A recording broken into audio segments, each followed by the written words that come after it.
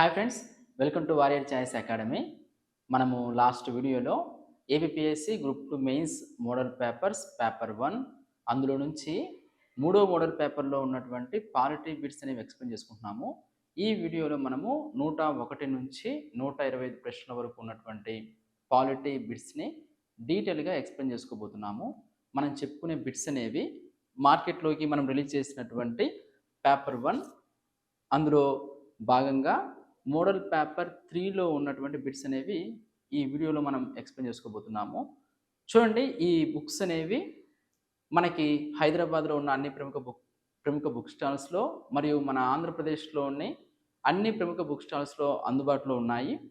ఇందులో ఉన్నటువంటి బిట్స్ అనేవి సబ్జెక్ట్ ఏవైతే పేపర్ 1, పేపర్ 2 బుక్స్ అనేవి రిలీజ్ చేశాము.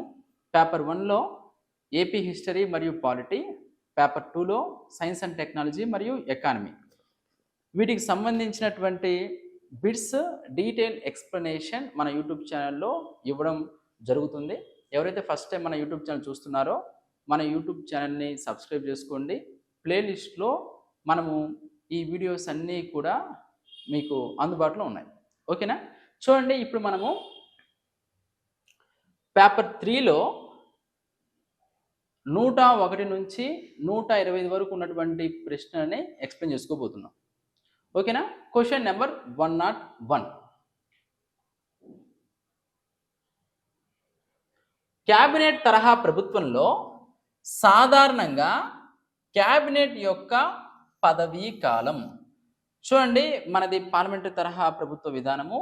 ఇందులో భాగంగా మనకి ఎవరైతే లోక్సభలో మెజారిటీ సాధించారో, లోక్సభ ప్రజా ఆమోదం కలిగినటువంటి లోక్సభ, అదేవిధంగా మనకు రాష్ట్రాల్లో అయితే విధానసభ, ఎవరైతే మెజారిటీ కలిగి ఉంటారో వారు ప్రభుత్వాన్ని ఏర్పాటు చేస్తారు.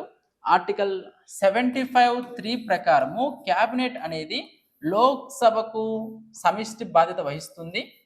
అంటే లోక్సభలో మెజారిటీ కలిగి ఉండాలి. లోక్సభలో మెజారిటీ కలిగి లేరనుకోండి, ఆటోమేటిక్గా ప్రభుత్వము అనేది కూలిపోతుంది. మామూలుగా పదవీ కాలం 5 సంవత్సరాలు. అయితే మనకి లోక్సభలో కనుక మెజారిటీ కోల్పోతే వారు పదవీ కాలాన్ని మధ్యలోనే కోల్పోతారు. కాబట్టి క్యాబినెట్ యొక్క పదవీ కాలము అనేది దిగువ సభ అయినటువంటి లోక్సభ మీద ఆధారపడి ఉంటుంది. చూడండి, క్యాబినెట్ తరహా ప్రభుత్వంలో సాధారణంగా క్యాబినెట్ పదవీ కాలం నిర్ణీత కాలం వరకు, శాసన వ్యవస్థలో ప్రజామోద సభ విశ్వాసాన్ని పొందినంత కాలం.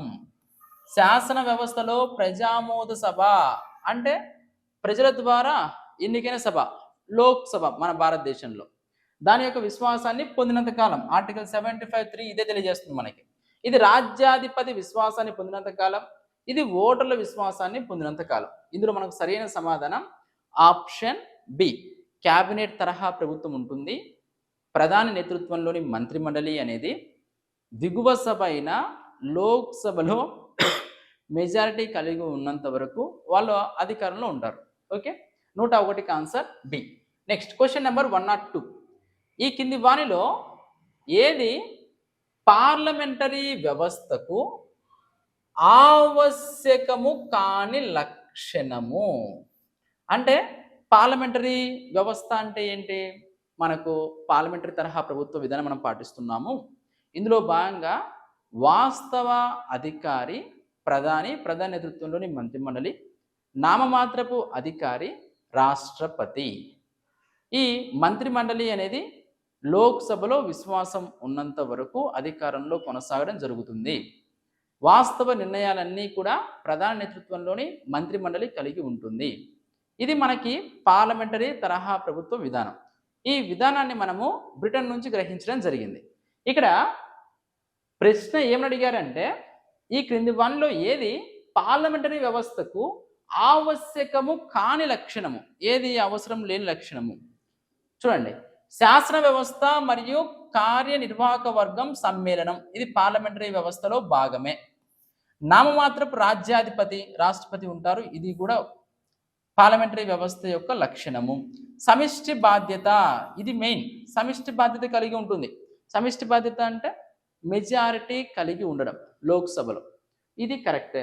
కార్యనిర్వాహక వర్గం యొక్క నిర్ణీత కాల వ్యవధి పదవీ కాలం.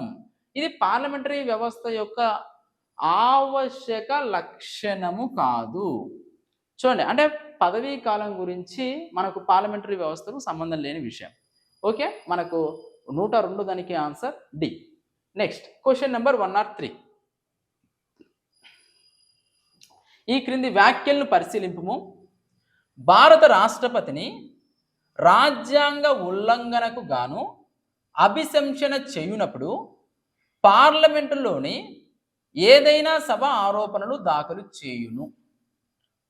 చూడండి, మనకు రాష్ట్రపతి యొక్క మహాభియోగ తీర్మానము. రాష్ట్రపతి రాజ్యాంగ ఉల్లంఘన పాల్పడినప్పుడు, రాజ్యాంగ నియమాలు అతిక్రమించినప్పుడు ఆర్టికల్ 61 ప్రకారం మహాభియోగ తీర్మానం ప్రవేశపెడతారు. మహాభియోగ తీర్మానాన్ని లోక్సభలో అయినా ప్రవేశపెట్టవచ్చు, రాజ్యసభలో అయినా ప్రవేశపెట్టవచ్చు. అదే ఉపరాష్ట్రపతి తొలగించే తీర్మానము అయితే మొదటిగా రాజ్యసభలోనే ప్రవేశపెట్టాలి. మహాభియోగ తీర్మానం ప్రకారం ఏ సభలో ప్రవేశపెట్టాలి అన్నా ఆ సభలోని సభ్యులలో 1/4 వంతు మంది సభ్యుల సంతకాలతో కూడిన నోటీస్ని 14 రోజుల ముందుగా ఆ సభాధిపతికి అందించాలి. ఆ తర్వాత ఓటింగ్ నిర్వహించడము. ఓటింగ్ నిర్వహించినప్పుడు మొదటి సభ 2/3 వంతు, రెండవ సభ 2/3 వంతు తీర్మానంతో ఆమోదించడం. మధ్యలో విచారణకు రాష్ట్రపతి స్వయంగా కానీ తన ప్రతినిధులను కానీ పంపించి ఆయన తన వాదన వినిపించుకోవచ్చును. ఇలా 2/3 వంతు మెజారిటీతో 2 సభలు ఆమోదించినప్పుడు ఆయన పదవి కోల్పోవడం జరుగుతుంది. మహాభియోగ తీర్మానం అంటే ఇది. మనము అమెరికా దేశం నుండి మహాభియోగ తీర్మానాన్ని గ్రహించడం జరిగింది. ఏ సభలోనైనా దాఖలు చేయొచ్చు. ఈ పాయింట్ అదే. భారత రాష్ట్రపతిని రాజ్యాంగ ఉల్లంఘనకు గాను అభిశంసన చేయునప్పుడు పార్లమెంట్లోని ఏదైనా సభ ఆరోపణ దాఖలు చేయవచ్చును. కరెక్టే, లోక్సభ కానీ రాజ్యసభ కానీ. అందులో ముందు తీర్మానం ప్రవేశపెట్టాలి అంటేనే 1/4 వంతు. ఈ 2 పాయింట్ మనకి ఇంపార్టెంట్. 1/4 వంతు అనేది ముందు తీర్మానం ప్రవేశపెట్టాలంటే కావాల్సిన మినిమం. అదే మనకి తొలగించాలి అంటే 2/3 వంతు, 2/3 వంతు. మరణం, రాజీనామా లేదా తొలగింపు లేదా మరే ఇతర కారణం ద్వారా ఏర్పడిన రాష్ట్రపతి పదవి ఖాళీని పూరించడానికి జరిపే ఎన్నికలు ఏ సందర్భంలో అయినా ఖాళీ ఏర్పడిన 9 నెలల కాల పరిమితి దాటకూడదు. చూడండి, ఆర్టికల్ 62 ఏం తెలియజేస్తుంది అంటే రాష్ట్రపతి పదవికి ఖాళీ ఏర్పడితే 6 నెలలలోగా ఎన్నిక ప్రక్రియ పూర్తి చేయాలి. ప్రెసిడెంట్ పనిచేస్తున్న రాష్ట్రపతి పదవీ కాలానికి 15 రోజుల ముందుగానే ఈ ప్రక్రియను ప్రారంభించాలి. సో మనకు 9 నెలలు కాదండి, 6 నెలలు.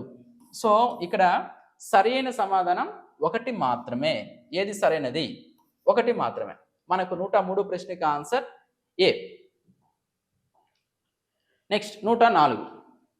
ఈ కింది వానిలో ఏవి భారత రాష్ట్రపతికి సంబంధించి సరైనవి? చూడండి, భారత రాష్ట్రపతికి సంబంధించి సరైన అంశాలు ఏంటి? రాష్ట్రపతికి సంబంధించి అతడు పార్లమెంటు సభలను సమావేశానికి పిలుపునిస్తారు, పార్లమెంట్ ఉభయ సభలలో ప్రసంగిస్తారు, పార్లమెంటులోని ఏదైనా సభకు సందేశాన్ని పంపిస్తారు. కరెక్టా ఇది? అంటే కరెక్టే. Article 85 and 86.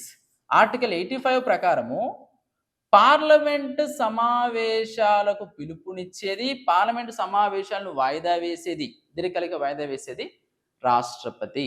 అదేవిధంగా 86 ప్రకారము పార్లమెంటులోని ఏదైనా సభలకు ఆయన సందేశాన్ని పంపించవచ్చును.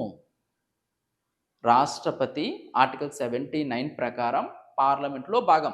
పార్లమెంట్ అనగా లోక్సభ, రాజ్యసభ మరియు రాష్ట్రపతి. రాష్ట్రపతి ఈ సమావేశాలకు పిలుపునివ్వడం, అందులో ప్రసంగించడం, దీర్ఘకాలిక వాయిదా వేయడం, ఉమ్మడిగా లేదా విడివిడిగా సంయుక్త సందేశాలను పంపించడం జరుగుతుంది. సో మనకు ఆప్షన్ ఏనే కరెక్ట్. ఇతడు పార్లమెంట్ సమావేశానికి పిలుపునిస్తారు కానీ పార్లమెంట్లోని ఏదైనా సభకు సందేశాన్ని పంపించలేరు. ఎందుకు పంపించలేరు? పంపించగలరు. ఇతడు పార్లమెంట్ ఏదైనా సభకు సందేశాన్ని పంపిస్తారు కానీ పార్లమెంట్ సభల సమావేశానికి పిలుపునివ్వరు. సమావేశానికి పిలుపునిస్తారు. ఇతడు పార్లమెంట్ ఏదైనా సభకు సందేశాన్ని పంపించలేరు మరియు పార్లమెంట్ సభలను సమావేశానికి పిలుపుని ఇవ్వలేరు.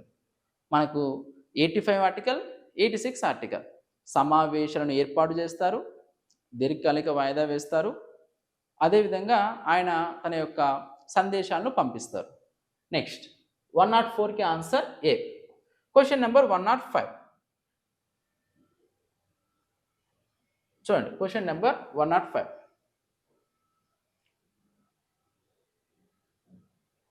Match the following. చూడండి, విభజన, చర్చారహిత ఓటు, తీర్మానం, నియమభంగ ఆక్షేపణ. ఇక్కడ విభజన అంటే నిర్ణయానికి చేరుకునే మాధ్యమంగా చెప్పుకోవచ్చు. డివిజన్, మనకు చివరిలో నిర్ణయాన్ని చేరుకునే మాధ్యమంగా డివిజన్ని పేర్కొనవచ్చు. తర్వాత చర్చారహిత ఓటు, గిలెటోన్ అంటే నిధుల కొరకు డిమాండ్లపై చర్చలను ముగించడం. అంటే గిలెటోన్ ఏదైనా బిల్లుల మీద చర్చ జరిగినప్పుడు సమయం అయిపోతుంది అని అనుకున్నప్పుడు, తగిన సమయం లేనప్పుడు హడావిడిగా చర్చలను ముగించి బిల్లులను ఆమోదింపజేసుకోవడం. ఎందుకు అంటే సమావేశాల ముగింపు సందర్భంలో. తీర్మానం, సభకు ఒక సభ్యుడు లాంఛనప్రాయంగా ప్రతిపాదన చేయడం. అంటే మనకు ఏదైనా తీర్మానం ప్రవేశపెట్టారంటారు కదండి, అది ఒక సభ్యుడు లాంఛనప్రాయంగా సభకు చేసే ప్రతిపాదనే తీర్మానం. తర్వాత నియమభంగ ఆక్షేపణ, point of order. Point of order అంటే ఏంటంటే సభలో చర్చలు జరిగేటప్పుడు చర్చ తప్పుదో పడుతుంది అని అన్నప్పుడు సభ్యులు పాయింట్ ఆఫ్ ఆర్డర్ లేవనెత్తొచ్చు. కనీసం 2 సభ్యులు పాయింట్ ఆఫ్ ఆర్డర్కి మద్దతు ఇవ్వాలి. దాన్ని ఆమోదించే, దాన్ని అమలుపరిచేది స్పీకర్ యొక్క విచక్షణ మీద ఆధారపడి ఉంటుంది. అంటే ఏదైనా విషయం మీద మాట్లాడేటప్పుడు ఆ విషయం తప్ప వేరే విషయం మాట్లాడుతూ నియమ నిబంధనలకు అనుగుణంగా మాట్లాడకుండా ఉన్నప్పుడు పాయింట్ ఆఫ్ ఆర్డర్ను సభలో సభ్యులు లేవనెత్తుతారు. చూడండి, నియమభంగ ఆక్షేపణ, రాజ్యాంగం లేదా ప్రక్రియ నియమాల అమలు లేదా అర్థ వివరణకు సంబంధించింది అంటే నియమాలకు సంబంధించినది పాయింట్ ఆఫ్ ఆర్డర్. మనకి ఇక్కడ విభజన, నిర్ణయాన్ని చేరుకునే మాధ్యమం, చర్చారహిత ఓటు, నిధుల కొరకు డిమాండ్లపై చర్చలను ముగించడం, తీర్మానం, సభకు ఒక సభ్యుడు లాంఛనప్రాయ ప్రతిపాదన చేయడం, నియమభంగ ఆక్షేపణ, రాజ్యాంగం లేదా ప్రక్రియ నియమాల అమలు లేదా అర్థంకు సంబంధించింది. 5, 4, 2, 3 మనకి దీనికి ఆన్సర్ 5, 4, 2, 3. 105 దానికి answer C 105. Next question number 106. ఈ కింది వ్యాఖ్యలు పరిశీలించండి. పార్లమెంటు శాసనం ద్వారా ఒక రాష్ట్ర గవర్నర్ను ఆ రాష్ట్రానికి పొరుగున ఉన్న కేంద్రపాలిత ప్రాంతానికి పరిపాలకునిగా నియమించవచ్చును. మనం ఇది చదివిన వెంటనే గవర్నర్ని ఆ రాష్ట్రానికి కానీ పక్క రాష్ట్రానికి కానీ పక్కన కేంద్రపాలిత ప్రాంతానికి కానీ గవర్నర్గా అదనపు బాధ్యతలు అందించవచ్చు అని అనుకుని సరైన సమాధానం అని అనుకోవచ్చు. కానీ వాస్తవంగా మనకి ఇక్కడ స్టేట్మెంట్ మొత్తం చదవాలి. ఏమని ఇచ్చారు? పార్లమెంటు శాసనం ద్వారా రాష్ట్ర గవర్నర్ని రాష్ట్రపతి మంత్రిమండలి సలహాతోటి నియామకం చేయడము, బదిలీ చేయడము, ఇంకొకటి అడిషనల్ బాధ్యతలు అందించడం లేదా రీకాల్ చేయడం, ఇవన్నీ జరుగుతుంది. అంతే తప్ప శాసనం చేయాల్సిన అవసరం లేదు. దానికి సపరేట్గా చట్టం చేసి అదనపు బాధ్యతలు అప్పగించాల్సిన అవసరం లేదు. మామూలుగా ఒక రాష్ట్రానికి ఒక గవర్నర్ ఉంటారు. అయితే మనకు 7వ రాజ్యాంగ సవరణ చేసి 1 కంటే ఎక్కువ రాష్ట్రాలకు అదనపు బాధ్యతలను అందించవచ్చును. కేంద్రపాలిత ప్రాంతాలకు గవర్నర్ బాధ్యతలు అందించడం ఆర్టికల్ 239 ద్వారా అదనపు బాధ్యతలు కూడా అందించడం జరుగుతుంది కేంద్ర పాలిత ప్రాంతాలకి. మనకు గతంలో తమిళనాడుకి, మన తెలంగాణకి తమిళిసై గారు ఉన్నారు, ఆమెకు పుదుచ్చేరి బాధ్యతలు కూడా అదనంగా అందించడం జరిగింది. అలా సహజంగా జరుగుతూనే ఉంటాయి. ఇక్కడ పార్లమెంట్ శాసనం అవసరం లేదు. సో ఇది రాంగ్ ఆన్సర్. ఒక రాష్ట్ర గవర్నర్ పొరుగున ఉన్న కేంద్ర పాలిత ప్రాంతానికి పరిపాలకునిగా నియమింపబడినప్పుడు పరిపాలకుడిగా తన విధులను మంత్రిమండలితో సంబంధం లేకుండా స్వతంత్రంగా నిర్వహిస్తారు. చూడండి, మనకి కేంద్ర పాలిత ప్రాంతాల విషయంలో మంత్రిమండలి సలహా లేకుండా ఆయన స్వతంత్రంగా నిర్ణయాలు తీసుకోవడం జరుగుతుంది. అందుకే మనకు చాలాసార్లు వివాదాలు జరుగుతూ ఉంటాయి. లక్షద్వీప్ విషయంలో, ఢిల్లీ విషయంలో కూడా, ఢిల్లీ కేంద్రపాలిత ప్రాంతము, లక్షద్వీప్ విషయంలో కూడా, ఇప్పుడు జమ్మూ కాశ్మీర్ మరియు లడఖ్ విషయంలో ఈ కేంద్రంలో అధికారంలో ఉన్నవారు గవర్నర్ నియమించడం, వారి యొక్క నిర్ణయాలను అక్కడ అమలుపరచడం, స్థానికంగా ఉండే పార్టీలు వ్యతిరేకించడం, ఇలా వివాదాలు గవర్నర్ వ్యవస్థ ద్వారా కేంద్రపాలిత ప్రాంతాల మధ్య జరుగుతుంది. మనకి ఇక్కడ సరైన సమాధానం 2. ఏవి సరైనవి అంటే 2 మాత్రమే, బి. 106వ దానికి ఆన్సర్ బి. నెక్స్ట్ 107. ఒక రాష్ట్ర ముఖ్యమంత్రికి సంబంధించి ఈ కింది వివరణలను పరిశీలించండి. ముఖ్యమంత్రికి సంబంధించి వివరణలు. అతడు రాష్ట్ర గవర్నర్ చేత నియమించబడతాడు. కరెక్టే. మనం అందరం కలిసి ఓటు వేసి ఎమ్మెల్యేని ఎన్నుకుంటాం. ఎవరికైతే మెజారిటీ కలిగి ఉంటారో వాళ్ళందరూ కూడా గవర్నర్కి తమ యొక్క శాసనసభ పక్ష నేతను, వారి యొక్క నాయకుడిని నియమించడం, గవర్నర్ గారికి చెప్పడం, గవర్నర్ గారు ముఖ్యమంత్రి నియమించడం జరుగుతుంది. ఇది కరెక్టే. ముఖ్యమంత్రి మరియు అతని మంత్రిమండలి గవర్నర్కి సమిష్టి బాధ్యత వహిస్తారు. చూడండి, ఇక్కడ ముఖ్యమంత్రి మరియు మంత్రిమండలి విధానసభ, శాసనసభకు సమిష్టి బాధ్యత వహిస్తారు తప్ప గవర్నర్కు సమిష్టి బాధ్యత వహించరు. శాసనసభలో మెజారిటీ ఉన్నంత వరకు మాత్రమే వాళ్ళు పదవిలో ఉండడం జరుగుతుంది. తర్వాత రాష్ట్ర పరిపాలనా వ్యవహారాలు మరియు శాసన ప్రతిపాదనలకు సంబంధించి మంత్రిమండలి తీసుకున్న నిర్ణయాలను ముఖ్యమంత్రి విధిగా గవర్నర్కు తెలియజేయాలి. కరెక్టే. ముఖ్యమంత్రి మంత్రిమండలికి మరియు గవర్నర్కి మధ్య అనుసంధానకర్త. మంత్రిమండలి తీసుకున్న నిర్ణయాలను విధిగా గవర్నర్కి ముఖ్యమంత్రి తెలియజేయాలి. ముఖ్యమంత్రి తెలియజేయకపోతే గవర్నర్ స్వయంగా అడిగి తెలుసుకోవచ్చును. అదేవిధంగా మంత్రులు ఏవైనా ప్రకటన చేసినప్పుడు అవి వారి యొక్క వ్యక్తిగతమైనవా, సమిష్టి నిర్ణయమా అని అడిగి క్లారిఫికేషన్ కూడా చేసుకోవచ్చు. ఒక మంత్రి ఏదైనా విషయంపై నిర్ణయం తీసుకున్నా దానిని మంత్రిమండలి పరిశీలించకపోతే మంత్రిమండలి పరిశీలనకు గవర్నర్ కోరిన విధంగా ముఖ్యమంత్రి సమర్పించవలెను. ఇది కూడా కరెక్టే. మనకి రెండోది రాంగ్. పై వాటిలో సరైనవి ఏంటని అడిగారు ప్రశ్న. 1, 3, 4. 1, 3, 4 మనకు ఆప్షన్ సి. 107కి ఆప్షన్ సి. నెక్స్ట్ 108. రాష్ట్రపతి అధికారాలకు సంబంధించి కింది వాటిలో ఏది సరైనది? రాష్ట్రపతి అధికారాలు మనకు సాధారణ అధికారాలు, ఆర్థిక అధికారాలు, న్యాయపరమైన క్షమాభిక్ష అధికారాలు, విచక్షణ అధికారాలు, సైనిక అధికారాలు, ఇలా చాలా ఉన్నాయి. అందులో ఏది సరైనదని అడిగారు. చూడండి 108. ఏ విషయానికి సంబంధించి శాసనాన్ని చేయడానికి రాష్ట్రపతికి ఎలాంటి ఆంక్షను కానీ సిఫారసు కానీ అక్కరలేదు. రాష్ట్రపతి యొక్క పర్మిషన్ కొన్ని సందర్భాల్లో తీసుకోవాలి. రాష్ట్రపతికి ముందస్తుగా సమాచారం ఇవ్వాలి కొన్ని బిల్లులు ప్రవేశపెట్టాలి అంటే. సో అక్కరలేదని ఇచ్చారు ఇక్కడ మనకి ఏ రాంగ్ ఆన్సర్. తర్వాత రాష్ట్రపతి నుంచి ముందస్తు అనుమతి తీసుకోని కారణంగా ఏ శాసనాన్నైనా కోర్టులు డీబార్ చేయవచ్చు. చూడండి, ఇది కరెక్టే. రాష్ట్రపతి నుంచి ముందస్తు అనుమతి తీసుకొని కొన్ని బిల్లులు ప్రవేశపెట్టాలి. సపోజ్ రాష్ట్రాల పునర్వ్యవస్థీకరణ బిల్లు ఉంది. ఆ బిల్లు ప్రవేశపెట్టాలి అంటే రాష్ట్రపతి యొక్క ముందస్తు అనుమతి అవసరం.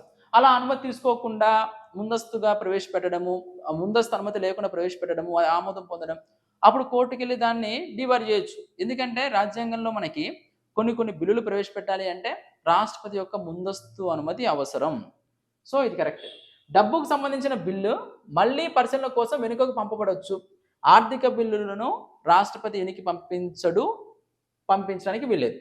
రాష్ట్రపతికి ఒక రాష్ట్ర అలవెన్స్ రద్దు చేసే అధికారం లేదు. మళ్ళీ అతని పరిశీలనలో ఉన్న ఒక బిల్లును రాష్ట్ర శాసనంగా రాష్ట్ర గవర్నర్ చేస్తారు. అలా ఏం లేదు. రాష్ట్రానికి సంబంధించిన విషయంలో ఒక బిల్లు గవర్నర్ రాష్ట్రపతి పంపించినప్పుడు రాష్ట్రపతి తిరిగి వెనుక కూడా పంపించవచ్చును. సో మనకు ఆన్సర్ బి సరైనది.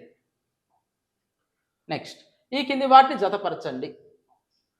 Reprieve, respite, remission, commutation. చూడండి, ఇక్కడ మనం చూసుకుంటే ఆర్టికల్ 72 మనకేం తెలియజేస్తుంది? ఆర్టికల్ 72 అనేది రాష్ట్రపతి యొక్క క్షమాభిక్ష అధికారాలు తెలియజేస్తుంది. అందులో మనకి పార్డన్,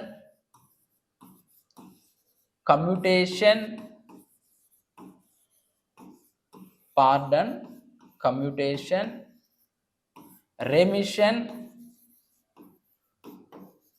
రెస్పైట్, రిప్రైవ్, ఈ 5 క్షమాభిక్ష అధికారాలను కలిగి ఉంటారు రాష్ట్రపతి. పార్డన్, శిక్షను పూర్తిగా రద్దు చేయడం. కమ్యూటేషన్. కమ్యూటేషన్ అంటే పెద్ద శిక్షను చిన్న శిక్షగా మార్చడం. పెద్ద శిక్షను చిన్న శిక్షగా మార్చడాన్ని కమ్యూటేషన్ అంటారు. రెమిషన్, శిక్ష రకంలో మార్పు లేకుండా శిక్ష కాలంలో మార్పు అనేది రెమిషన్. రెస్పైట్, శిక్ష కాలంలో కాకుండా శిక్ష రకంలో మార్పు. రిప్రైవ్, మనకు ఈ శిక్ష అమలును వాయిదా వేయడాన్ని రిప్రైవ్ అంటారు. Pardon, commutation, remission, respite and reprieve ఇవి రాష్ట్రపతి యొక్క క్షమాభిక్ష అధికారాలు. ఇందులో మనకి రిప్రైవ్, రెస్పైట్, రెమిషన్, కమ్యూటేషన్ ఇచ్చారు. రిప్రైవ్ అంటే శిక్ష యొక్క అమలును వాయిదా వేయడం, అంటే దండనను ఎగ్జిక్యూట్ చేయడానికి స్టే. తర్వాత రెస్పైట్. రెస్పైట్ అంటే శిక్ష రకంలో మార్పు. శిక్ష రకంలో మార్పు. తర్వాత కమ్యూటేషన్, పెద్ద శిక్షను చిన్న శిక్షగా మార్చడం. చూడండి, పెద్ద శిక్షను చిన్న శిక్షగా మార్చడం. ఒక రూపానుకున్న దండనను లైటర్ గుణంగా మార్చడం. ఆ తర్వాత రెమిషన్, వాక్యాల గుణాన్ని మార్చకుండా వాక్యాన్ని కుదించడం. రెస్పైట్, రెస్పైట్ అంటే తక్కువ దండనను విధించడం. చూడండి, మనకి ఇక్కడ మనకు మెయిన్ అయితే ఈ 5 అంశాలు: pardon, commutation, remission, respite, reprieve.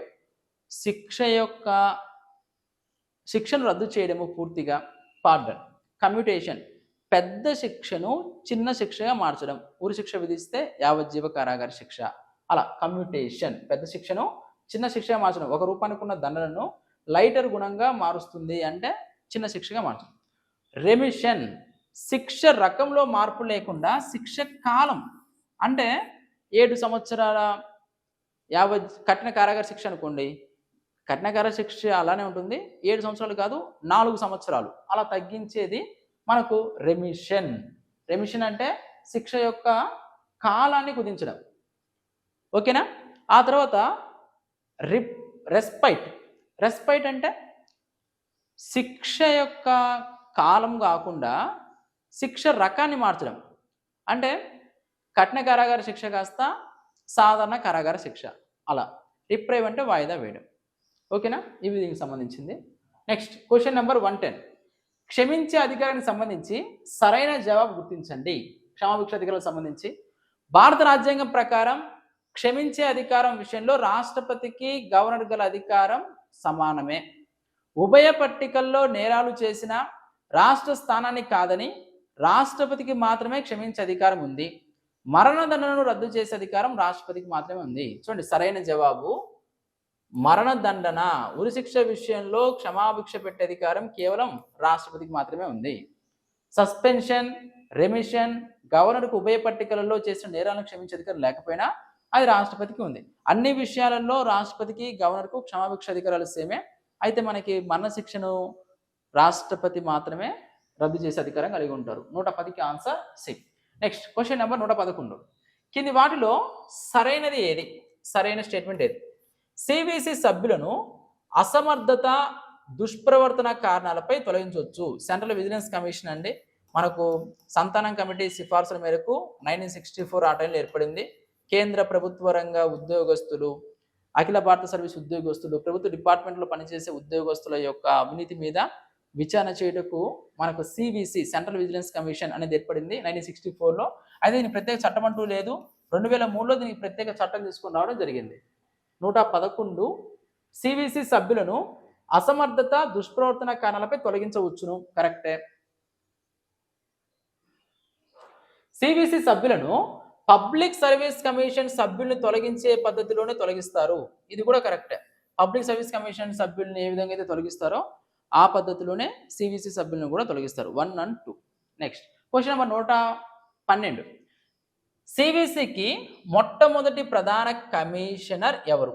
ఎవరంటే నిట్టూరి శ్రీనివాసరావు గారండి సివిసికి మొట్టమొదటి ప్రధాన కమిషనర్.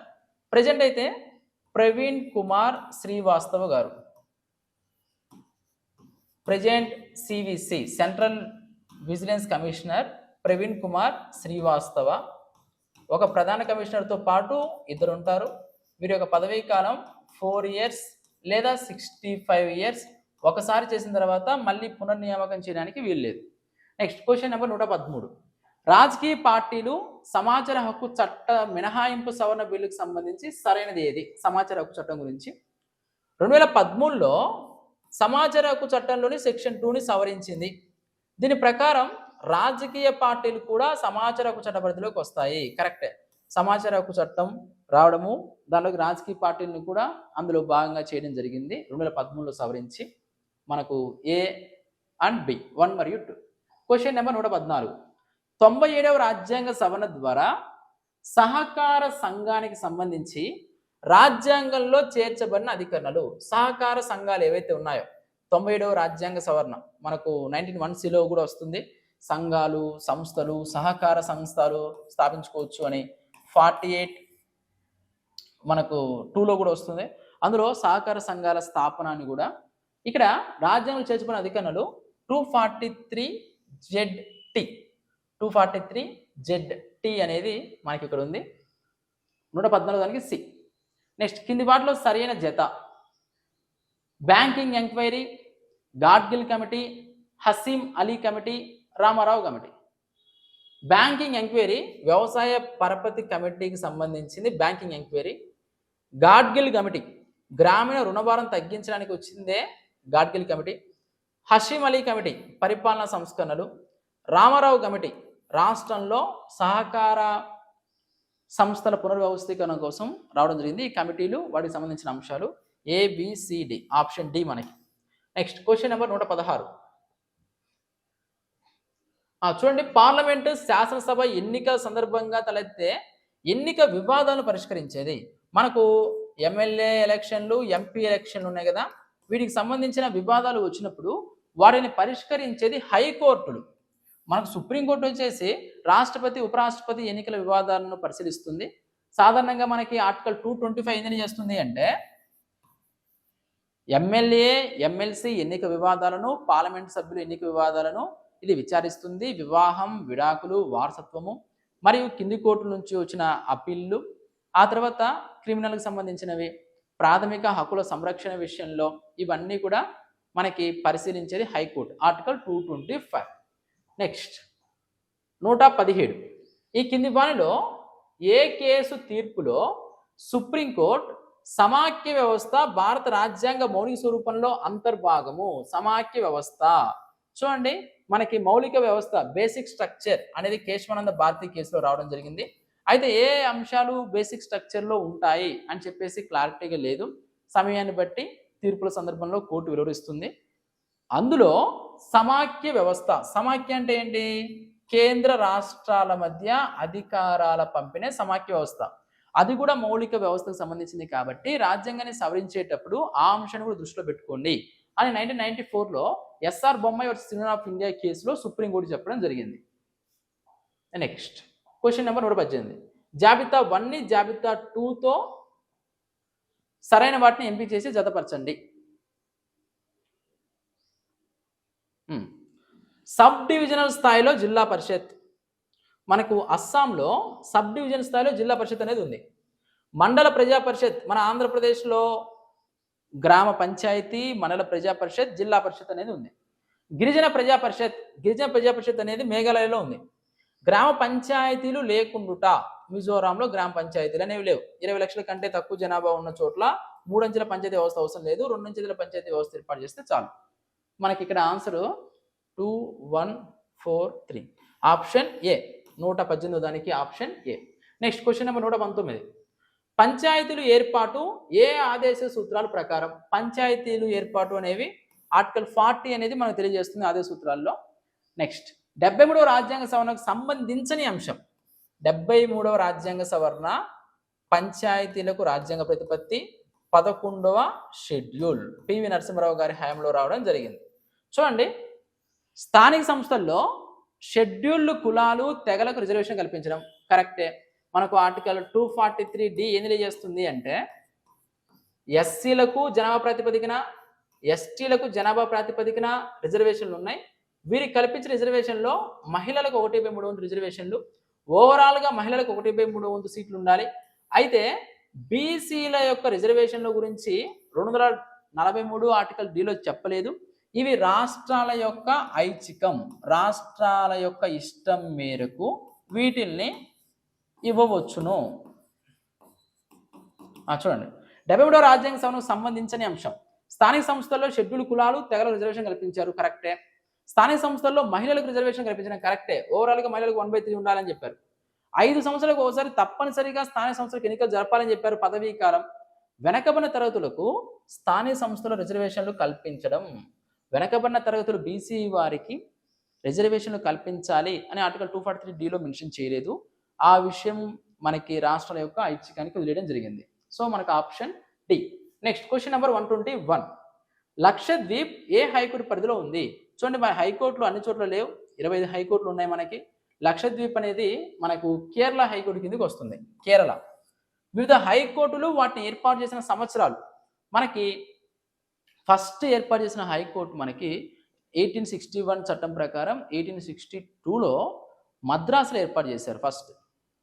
ఆ తర్వాత వెంటనే కలకత్తాలో, ఆ తర్వాత బొంబాయిలో 1866లో మనకి అలహాబాద్లో ఏర్పాటు చేశారు. మద్రాసులో 1862 జూన్, ఆగస్టులో కలకత్తాలో, సెప్టెంబర్లో ముంబైలో, అలహాబాద్లో 1866. మనకు 1, 2, 3, 4. Next question number 123. సుప్రీంకోర్టు స్వతంత్ర ప్రతిపత్తిని కాపాడే పద్ధతి ఏది? చూడండి, మనకు సుప్రీంకోర్టు స్వతంత్రంగా మనకి కార్మిక శాఖ నుండి న్యాయశాఖను వేరు చేయడం అనేది కూడా మన యొక్క రాజ్యాంగంలో పొందుపరిచారు. సుప్రీంకోర్టుకు స్వతంత్ర ప్రతిపత్తి మనం కల్పించాము. ఏ అంశాలు అంటే నియామక విధానం, పదవీ కాల భద్రత, పదవీ విరమణానంతరం ప్రాక్టీస్పై పరిమితులు, కార్మిక శాఖ నుండి న్యాయశాఖను వేరు చేయడం, ఇవన్నీ. సో మనకు option D. Next question number 124. ఈ కింది వాటిలో సుప్రీంకోర్టు న్యాయమూర్తికి ఉండాల్సిన అర్హత ఏది? చూడండి, ఇది కొంచెం సుప్రీంకోర్టు న్యాయమూర్తికి ఏ అర్హత ఉండాలి? భారత పౌరసత్వం ఉండాలి, కనీసం 35 సంవత్సరాల వయసు ఉండాలి. కనీస వయస్సు మనకు పేర్కొనలేదు. అదే మనకు గరిష్ట వయసు అయితే, గరిష్ట వయసు అంటే సుప్రీంకోర్టు అయితే 65 సంవత్సరాలు, అదే మనకు గరిష్ట వయసు. గవర్నర్ దృష్టిలో ప్రముఖ న్యాయవేత్త ఉండాలి. సుప్రీంకోర్టు న్యాయమూర్తికి గవర్నర్కి అసలు సంబంధమే లేదు. ఇక్కడ ఈ 2 పాయింట్లు చూడండి. ఏదైనా హైకోర్టులో కనీసం 10 సంవత్సరాల న్యాయమూర్తిగా అనుభవం ఉండాలి. మనకు 2 పాయింట్లు ఉన్నాయి. హైకోర్టులో 5 years కనీసం న్యాయమూర్తి అంటే జడ్జి, 10 years న్యాయవాది అంటే లాయర్ అయి ఉండాలి. ఇక్కడ మనకు రివర్స్లో ఇచ్చారు. ఏదైనా హైకోర్టులో కనీసం 10 సంవత్సరాల న్యాయమూర్తిగా అనుభవం ఉండాలి, 10 ఏళ్ళు ఉండాల్సిన అవసరం లేదు. ఏదైనా హైకోర్టులో కనీసం 5 సంవత్సరాల న్యాయవాది 10 సంవత్సరాలు ఉండాలి. సో మనకి కేవలం 1 మాత్రమే సరైనది ఇందులో, ఆప్షన్ డి. 124కి option D. Next question number 125. 1987లో తొలిసారిగా లా కమిషన్ భారతదేశంలో ఒక జాతీయ జ్యుడిషియల్ కమిషన్ ఉండాలని సూచించింది. National judicial commission. మనకి ఇప్పుడు కొలీజియం వ్యవస్థ ఉంది కదా, కొలీజియం వ్యవస్థ కన్నా ముందు ఈ జ్యుడిషియల్ కమిషన్ ఉండాలి అని చెప్పేసి లా కమిషన్ చెప్పింది. ఇది ఏర్పాటు చేయాలని రాజ్యాంగ సమీక్ష కమిషన్ కూడా సూచించింది. రాజ్యాంగ పునఃసమీక్ష కమిషన్ జస్టిస్ వెంకటాచలమయ్య నేతృత్వంలో 2000 సంవత్సరంలో ఏర్పడింది. అది కూడా చెప్పడం జరిగింది. ఈ సంస్థ సుప్రీంకోర్టు, హైకోర్టుల న్యాయమూర్తుల ఎంపిక, నియామకం, పదోన్నతులు, బదిలీ వ్యవహారాలు పరిశీలిస్తుంది. అయితే ఎవరికి సభ్యత్వం ఉంటుంది? 1987లో చెప్పిన దానికి. ఓకేనా? ఎవరికి అంటే సుప్రీంకోర్టు ప్రధాన న్యాయమూర్తి, సుప్రీంకోర్టు హైకోర్టు న్యాయమూర్తులు, మాజీ సుప్రీంకోర్టు హైకోర్టు ప్రధాన న్యాయమూర్తులు, అటార్నీ జనరల్ కూడా ఉండొచ్చు, ప్రముఖ న్యాయవేత్తలు, న్యాయశాఖ మంత్రిత్వ ప్రతినిధి, వీళ్ళందరూ కూడా సభ్యులుగా ఉండాలి అని చెప్పేసి లా కమిషన్ చెప్పింది. ఆ తర్వాత దాని ప్రకారమే 99వ రాజ్యాంగ సవరణ చేశారు. ఎన్జేఏసి 3 బయట వ్యక్తులను కూడా తీసుకొచ్చి 3 హైకోర్టు సుప్రీంకోర్టు న్యాయమూర్తులు పెట్టాలి అని చెప్పేసి. ఆ తర్వాత ఎన్జేఏసి రాజ్యాంగ విరుద్ధము అని 2015 అక్టోబర్లో supreme court advocates on records versus union of India కేసులో తీర్పుని ఇవ్వడం జరిగింది. ఫలితంగా కొలీజియం వ్యవస్థ మళ్ళీ పునరుద్ధరించబడింది. కొలీజియం సుప్రీంకోర్టు, హైకోర్టు న్యాయమూర్తుల నియామకం, బదిలీ, పదోన్నతుల విషయంలో నిర్ణయాలు తీసుకునేది కొలీజియం. సుప్రీంకోర్టు ప్రధాన న్యాయమూర్తి ఉంటారు, 4 ఇతర సీనియర్ న్యాయమూర్తులు ఉంటారు. ప్రజెంట్ అయితే మనకు కొలీజియం వ్యవస్థ ఉంది. సో మనకు 125 ఆన్సర్ డి. ఇది మనకి థర్డ్ మోడల్ పేపర్లో ఉన్నటువంటి పాలిటిక్స్ సంబంధించి 101 నుంచి 125 వరకు. నెక్స్ట్ వీడియోలో మనము 126 నుంచి 150 వరకు ఉన్నటువంటి బిట్స్ అనేవి ఎక్స్ప్లెయిన్ చేసుకోబోతున్నాం. దాంతో 3 మోడల్ పేపర్ మనం కంప్లీట్ చేసుకున్నట్లు. చూడండి, మనకు మార్కెట్లోకి ఆల్రెడీ మనము paper 1 paper 2 model papers release చేశాము. ఈ బుక్స్ అనేవి మనకు హైదరాబాద్లో మరియు ఆంధ్రప్రదేశ్లో ఉన్న అన్ని ప్రముఖ బుక్ స్టాల్స్లో అందుబాటులో ఉన్నాయి. ఎవరైనా ఈ పుస్తకాలు కావాలి అని అనుకుంటే కింద డిస్క్రిప్షన్లో నెంబర్ ఉంది. ఆ నెంబర్కి మీరు వాట్సాప్లో డీటెయిల్ అడ్రస్ పంపిస్తే ఈ బుక్స్ అనేవి పోస్టల్ ద్వారా మీ ఇంటి వద్దకి పంపించడం జరుగుతుంది. Thank you very much.